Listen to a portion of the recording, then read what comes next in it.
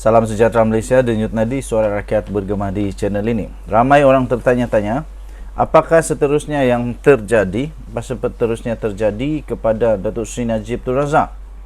Adakah beliau akan tetap di penjara Sungai Buloh, ataupun beliau akan dipenjara di dalam tahanan rumah, ataupun beliau akan mendapat pengampunan penuh?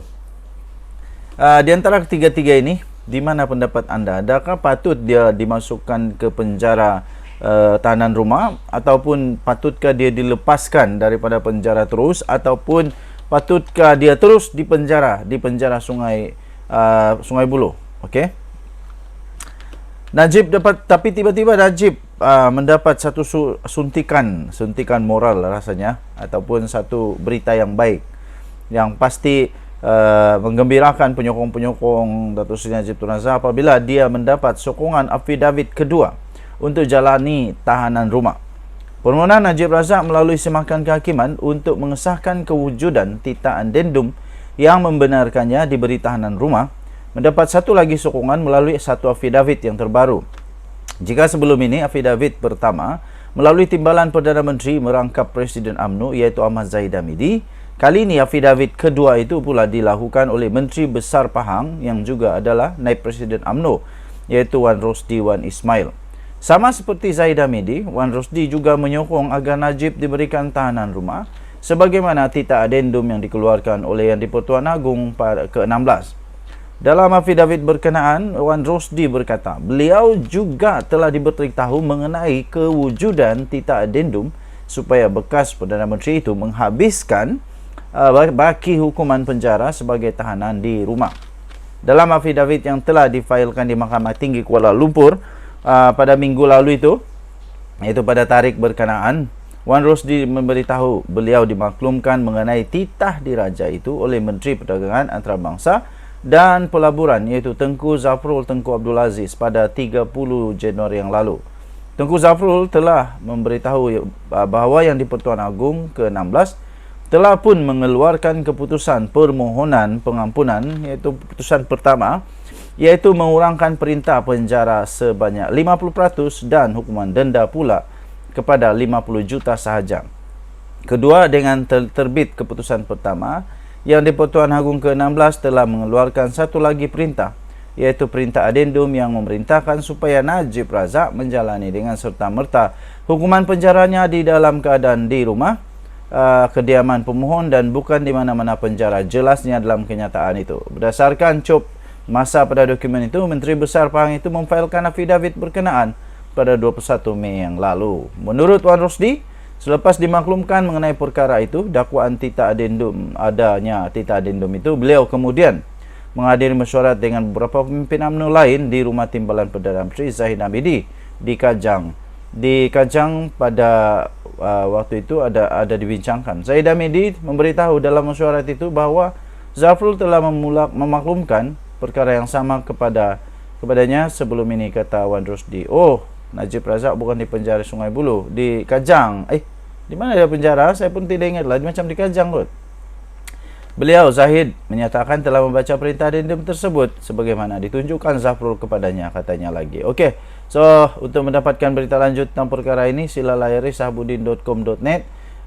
Ada berita ini, berita asal dia daripada baca di situlah, sahabudin.com.net.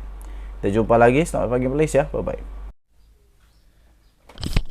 Salam sejahtera Malaysia, Denyut Nadi, suara rakyat bergema di channel ini. Selamat pagi tuan-tuan dan puan-puan yang dihormati sekalian. Apa kabar hari ini? Selamat menyambut Tadau Tagasu Dekamatan untuk seluruh rakyat Sabah.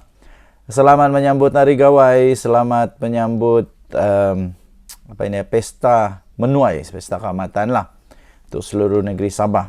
Kita gembira hari ini dapat kumpul dengan keluarga, makan bersama kah, minum bersama kah, apa-apalah dibuat, tapi ucapan syukur kepada Tuhan Yang Esa. Okey, tuan-tuan dan puan-puan yang dihormati sekalian, UMNO sudah pun membuka pintu semula untuk para pemimpin-pemimpin lama dapatlah diberi peluang kedua untuk bersama semula dengan UMNO. Malang sekali, nampaknya pemimpin-pemimpin UMNO yang sudah tawar hati, yang sudah dipecat, yang sudah digantung keahlian, semuanya seolah-olah tidak ada hati lagi lah untuk kembali kepada UMNO.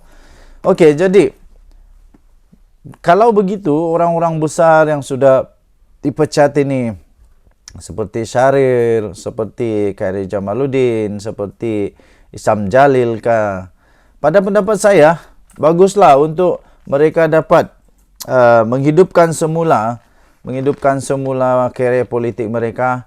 Pada pendapat saya, Khairi Jamaluddin paling bagus masuk DAP. Khairi Jamaluddin pada pendapat saya masuk DAP terbaik untuk Khairi Jamaluddin. Janganlah resis sangat. Janganlah resis sangat. Dalam DAP ramai juga orang Melayu, ramai juga orang Islam. Buktinya ada juga MP di DAP itu sebenarnya beragama Islam, bangsa Melayu. Jadi tidak payah kalau kita hilangkan perasaan sentimen sedikit resis dari fikiran kita. Saya fikir Khairi Jamaluddin paling sesuai di dalam DAP lah, ya, paling sesuai dalam DAP. Okey, kerana bagi saya Khairi Jamaluddin punya fikiran lebih sesuai di DAP. Kenapa ya? Sebab fikiran yang cukup educated punya pemikiran lah, pada hemat saya begitu. Bukanlah saya kata DAP ni educated, tidak juga ya. Memanglah semua ahli-ahli MP DAP ni memang semua educated betul. Semua bijak, semua yang kau lah semua dalam DAP. Jadi saya fikir Khairi Jamaluddin patut masuk DAP. Kalau dia tidak mau masuk DAP, masuk PKR. Ini dua saja yang saya rasa sesuai untuk Khairi Jamaluddin. Khairi Jamaluddin tak berapa nak sesuai dengan parti-parti yang lain. Hanya ada dua saja pada pendapat saya, iaitu DAP ataupun PKR. Tapi itu pendapat saya. Bagaimana pendapat anda? Anda fikir Khairi Jamaluddin sepatutnya masuk di mana? Saya fikir dia patut masuk DAP. Okey. Pilihan kedua PKR. Kerana apa dia patut masuk PKR? Kalau pilihan kedua, kerana di dalam PKR ada juga beberapa teman yang ada beberapa orang yang dia boleh jadikan teman dia dalam PKR. Contohnya dia ada Nurul Izzah yang memang hebat. Dia ada juga Rafizi Ramli yang pun hebat. Jadi fikiran Khairi Jamaluddin itu boleh blend di sana dengan baik. Okay, di DAP pun sama. Dengan mudah saya fikir Khairi Jamaluddin boleh blend together easily bersama dengan DAP ataupun dengan PKR. Kalau mau masuk UMNO semula, saya fikir tak payahlah. Tak payahlah masuk UMNO semula. Kerana belum tentu kalau dia masuk UMNO pun, belum tentu lagi dia boleh blend together dengan orang-orang yang sudah lama, sudah berakar, bekarat, sudah tua di dalam UMNO. Jadi untuk blend together sekali lagi itu agak susah. Sebab mesti masih ada lagi generasi-generasi penerus yang generasi-generasi lama yang masih lagi melekat di fikiran secara politikal. Khairi Jamaluddin ni tak sesuai lah, apalah, kuat lawan bos lah, apalah, macam begitulah. Untuk dia masuk di PAS langsung tak ngam. Saya fikir Khairi Jamaluddin langsung hendak ngam dengan PAS. Okey, tidak ada gaya untuk Khairi Jamaluddin boleh ngam dengan PAS. Untuk bersatu pun saya rasa Khairi Jamaluddin tidak ngam juga, tidak ngam. Amanah pun tidak ngam. Di mana lagi? Muda lagi lain dah ngam.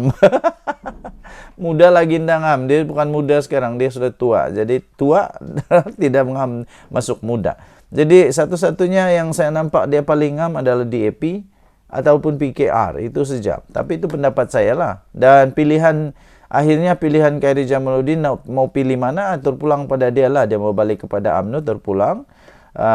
Kalau dia siap sedia untuk menghadapi badai gelora, ombak gadang, bukit bukau, batu bata di dalam UMNO, dipersilakan. Tapi kalau dia mau buat satu kehidupan baru, satu pengalaman baru, satu percubaan baru untuk dia dapat meneruskan karier dalam politiknya. Siapa tahu di dalam DAP. Lagi pula, dulu ada orang besar di dalam DAP, dia kata, ditanya soalan, kalau Khairy Jamaluddin mau masuk DAP, kenapa? Kenapa Khairy Jamaluddin perlu masuk DAP? Woi, jawapan dia mudah tau. Jawapan dia memang kau-kau punya, memang terbaik punya jawapan. Orang DAP itu jawab begini, kalau Khairy Jamaluddin masuk DAP, sebab Khairy Jamaluddin adalah calon Perdana Menteri untuk DAP. Wow, jadi Khairy Jamaluddin, saya fikir dia terbaik bersama dengan DAP sebab dia boleh jadi Perdana Menteri. Dia jadi Perdana Menteri yang dinanti-nantikan selama ini oleh seluruh rakyat Malaysia untuk melihat orang muda, pemikiran baru, tidak pemikiran sempit, tidak pemikiran masih terpengaruh dengan orang-orang lama, tidak terpengaruh dengan pemimpin-pemimpin bekas Perdana Menteri yang lalu. Ada pikiran baru untuk memimpin negara Malaysia. Saya fikir Khairy Jamaluddin bagus. Dulu dia pernah dicalonkan, diberikan jolokan the next PM of Malaysia. Dan Khairy Jamaluddin memang penuh dengan pengalaman, ada karisma, bercakap bagus, pengetahuan bagus, cara penyelesaian masalah pun okey. Cuma memanglah ramailah orang tidak suka. Macam mana bagus pun kita, kalau orang tidak suka, tidak juga. Okey, jadi apa pendapat anda? Sila tinggalkan komen sama ada Khairy Jamaluddin perlu sebenarnya masuk parti mana. Anda boleh komen, sila tinggalkan komen. Pada hemat saya itulah, Khairy Jamaluddin patut masuk DAP atau PKR. Okey, parti yang lain bukan tak boleh tapi tak sesuai.